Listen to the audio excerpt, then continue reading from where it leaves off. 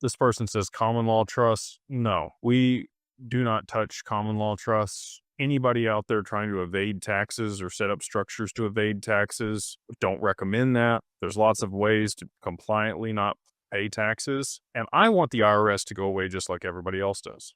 Okay. Like, I hope that all of this that people are talking about with Trump and the IRS getting removed and all that happening, please, I would love for that to happen. I would love to go to a tax system like they have in Dubai, which is a 6% value added tax on everything that's not a necessity, right, for survival. So if it's not water, food, or shelter, it's taxed at 6% across the board as a federal tax.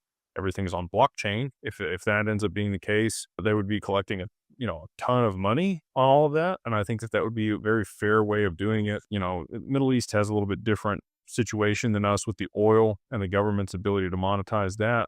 And they're able to actually pay people a stipend that are citizens there. So a little bit different setup. I get that. But, now that we have the tariffs in place, you can think whatever you want about that. I'm not here to get political. But in the past, when we have used tariffs, it actually worked pretty good. We didn't have income tax here in the US. They got rid of the tariffs and implemented the income tax. And taxation is theft, in my opinion.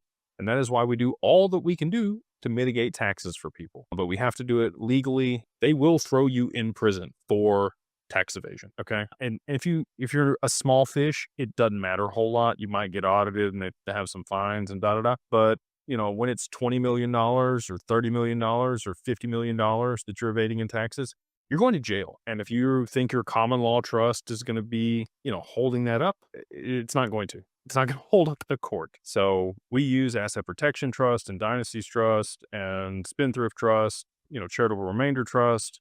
There's like 88 different types of trusts out there. And we have access to all those tools because that's what they are. They're tools. But we do not use common law trusts. And I would encourage you to look at whoever is trying to coerce you into that. If there's somebody that says you can defer taxes in perpetuity or, evade or remove taxes by using this type of trust, I would suggest not working with them. There's, again, plenty of ways to legally mitigate taxes.